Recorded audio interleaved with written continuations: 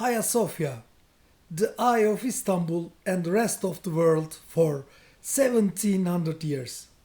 The monument of the Holy Wisdom, which was burned with two rebellions, destroyed and rebuilt for the third time.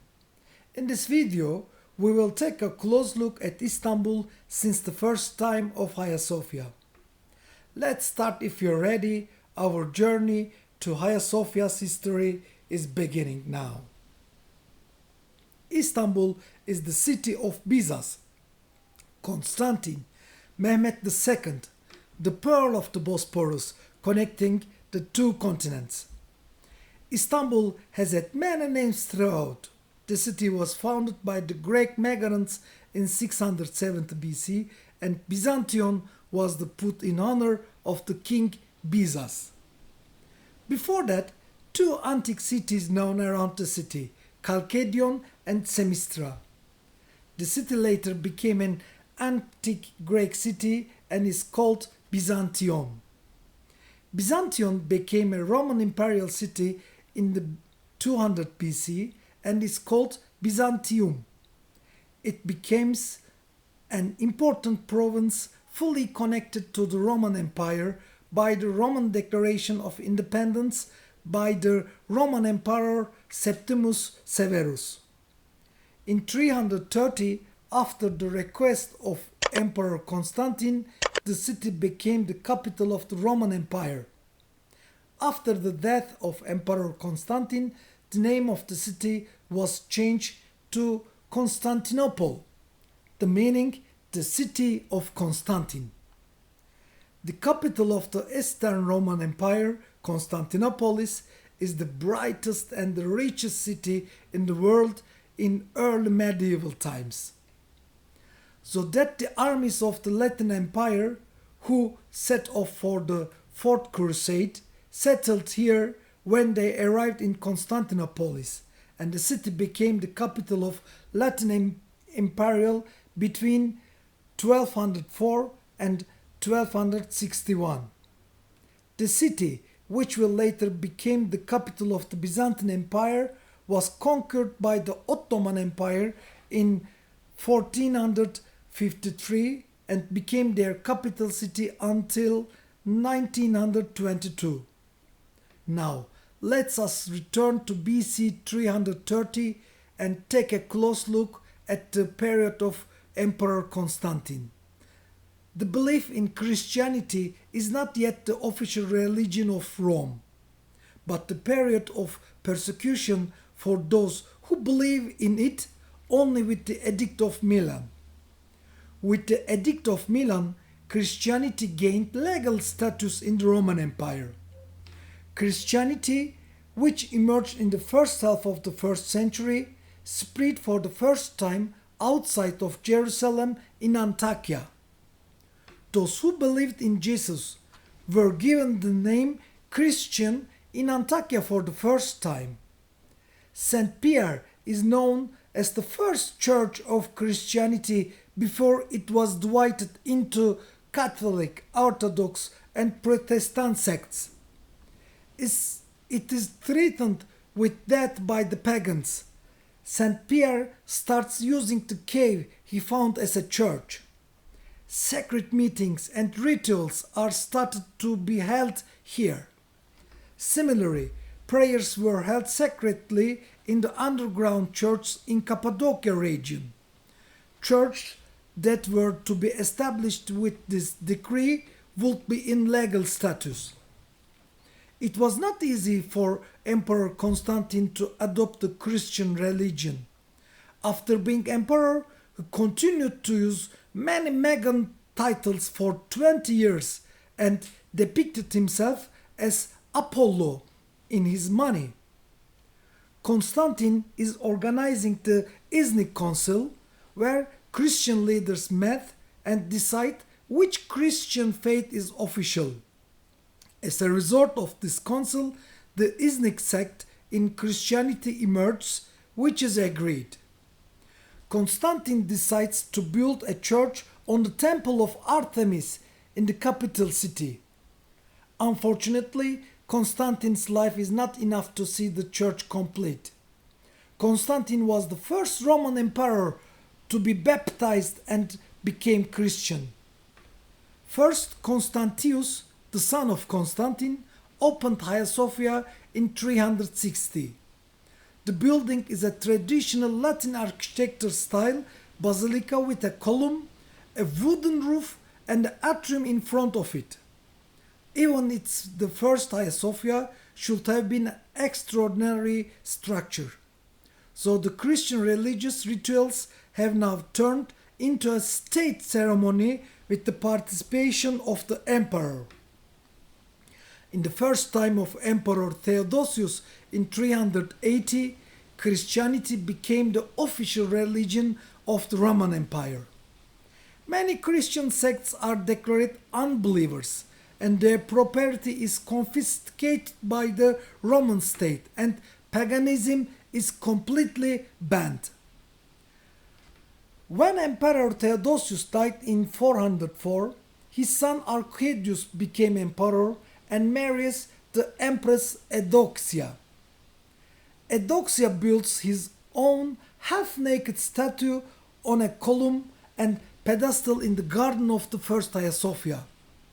The column where the statue of Empress Eudoxia is located can still be seen on the left side of the entrance in Hagia Sophia. Even if it's looked carefully, Eudoxia written is in the column clearly to be read. Due to the sculpture placed in the garden, as if testing the patience of religious people, there are strong discussions between the patriarch of the Saint Hagia Sophia and the empress. In a Sunday ritual, the patriarch speaks negatively about the half-naked woman statue in the garden while the queen is there. And at the end of the ritual, she is immediately exiled to the Prince Islands. After these events, there was a big riot in the city and first Hagia Sophia was burned with that statue. Emperor II Theodosius orders the construction of the second church, where the first Hagia Sophia is located, and the second Hagia Sophia opens in 415. This structure will be burned and destroyed again during the Nika uprising in 532. In the excavations carried out in 1935, many buildings belonging to this second Hagia Sophia were found. The ground of the second Hagia Sophia was 3 meters lower than the floor of today. And today, these artifacts can be seen on the left side of the main entrance of Hagia Sophia. The columns, capitals, marble blocks, some of which are decorated with reliefs, belong to the second Hagia Sophia. It is seen that the pagan and pagan art understandings and Christian traditions are intertwined in the columns and headings. The cross was processed together with the god of fertility egg and the cross.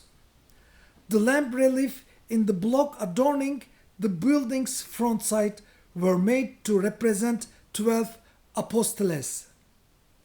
The lamp figures representing purity, cleanliness, and sinlessness there are seen at the main entrance of today's Hagia Sophia, 3 meters below at the ground on the left.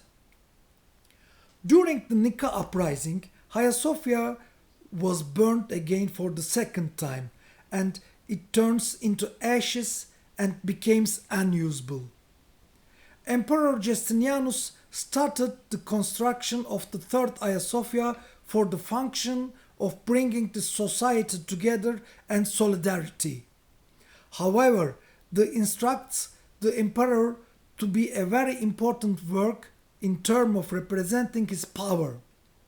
This is where the coronation ceremony held to become an emperor will be placed. The construction work started in 532 and is completed in 537 in 5 years. The Emperor Justinianus appoints two scientists with theoretical knowledge for church construction: physicist Isidoros of Miletus and Anthemius of mathematicians Thales.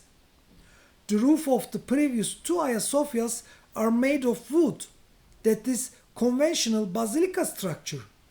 However, the first Justinianus wants a different and immortal work. Along with the classical basilica plan, it aspires to form a central area. This circular area in circular form will only be possible with a huge dome. But how? Two scientists are innovating in an architecture of the church, and a structure is emerging where the third Hagia Sophia and the traditional basilical plan and the central dome plan came together. Byzantine Emperor Justinian is said to supervise the construction of Hagia Sophia, which lasts only 5 years every day. The dome completes the feeling of being mystical and mysterious while inside, as if it represents the sky. In one of the writings about the church at that time, it was even written that the dome seemed to come from heaven. In the Byzantine way of thinking, light represents perfection. A really nice light comes with 40 windows in the dome, and the dome seems to be standing in the air.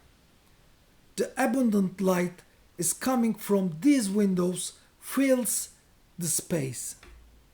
When Emperor Justinianus entered Hagia Sophia during the opening day, he suddenly said, "In honor of the God who found me worthy of finishing this work, Suleiman, I have passed you," he said, referring to the Temple of Solomon.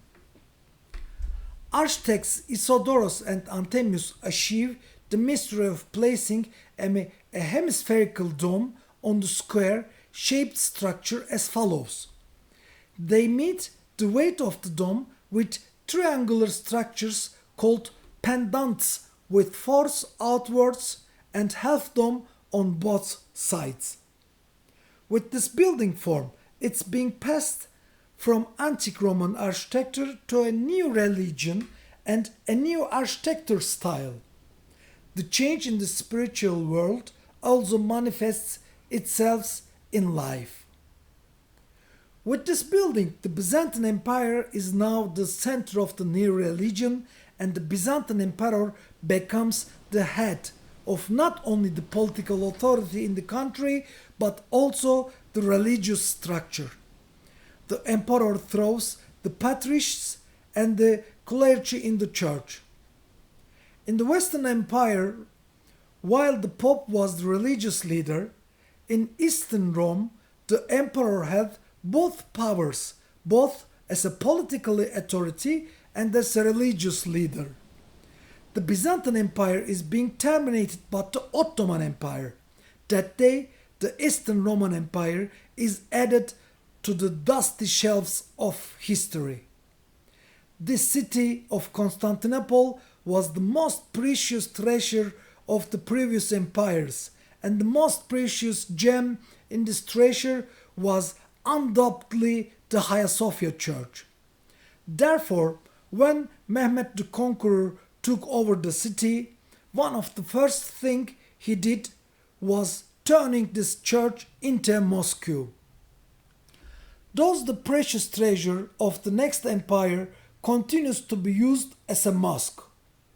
As the city of Istanbul was conquered by the last moment, Hagia Sophia is a conquest mosque. Mehmet the Conqueror could turn all the churches in the city into a mosques if he wanted to. He had such a right.